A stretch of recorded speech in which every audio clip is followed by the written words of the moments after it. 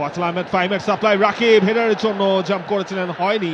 জামাল ভুঁইয়া, সেখান থেকে হামজার অ্যাক্রোব্যাটিক অ্যাটেম্প এবং সেখান থেকেই গোল হামজা চৌধুরী।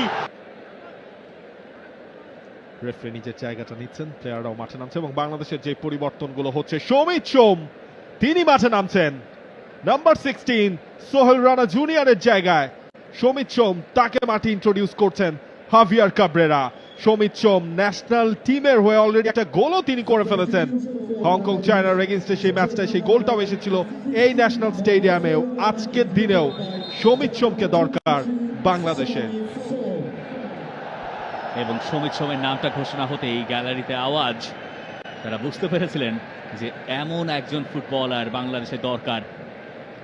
বরফে ঢাকা মাঠে অটোয়ার বিপক্ষে ক্যানাডিয়ান প্রিমিয়ার লিগের ম্যাচ খেলার পর আজ বৃহস্পতিবার বাংলাদেশের মাঠে নেমে গেলেন সমিত সোম। আমি জানি না ইনিশিয়ালি প্ল্যানটা এমন ছিল কিনা, সমিত সোমকে এত দ্রুত নামানোর পরিকল্পনা ছিল কিনা, কিন্তু বোঝা যাচ্ছে এই ম্যাচটা জিততেও সমিত সোমকে প্রয়োজন বাংলাদেশের। যেটা দূরে থাক, বাংলাদেশের প্রাথমিক লক্ষ্যটা আগে সমতায় ফেরা। মিডফিল্ডে ক্রিয়েটিভিটির অভাব বাংলাদেশকে ফার্স্ট হাফে ভুগিয়েছে। সমিত সোম নামার পরে সেখানে উন্নতি হওয়ারই কথা। দেখার বিষয় বাংলাদেশ ফিনিশিং টাচটা খুঁজে পায় কিনা। আর নেপাল যারা 1-0 গোলে এগিয়ে, এতক্ষণ তারা হামজাকে সামলেছে, এবার হামজার পাশাপাশি সামলাতে হবে সমিত সোমকেও। ন্যাশনাল টিমের হয়ে 4th match Samit সোমের।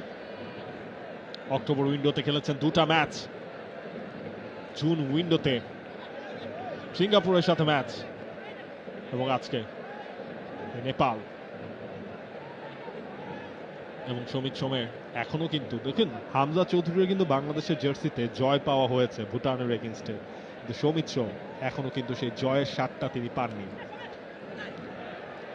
সমিতের first touch সেটাই পারফেক্ট। লেফট ফ্ল্যাঙ্কে ফয়সাল আহমেদ ফাহিমের সাপ্লাই রাকিব হেডারের জন্য জাম্প করেছিলেন, হয়নি। জামাল ভুঁইয়া, সেখান থেকে হামজার অ্যাক্রোব্যাটিক অ্যাটেম্প এবং সেখান থেকেই গোল হামজা চৌধুরী। যা স্বপ্ন ছিল বাংলাদেশকে ম্যাচে ফেরানোর, এবং সেই স্বপ্নেই সত্যি হলো হামজার গোল। পঞ্চম ম্যাচে 3য় গোল হামজার। টেক আ বাউ হামজা চৌধুরী, অদ্ভুত, অবিশ্বাস্য। বাংলাদেশের কি আছে? বাংলাদেশের হামজা আছে। ওভারহেড কিকে জাতীয় স্টেডিয়ামে প্রাণ ফেরালেন বাংলাদেশের Hamza Chowdhury, the one and only.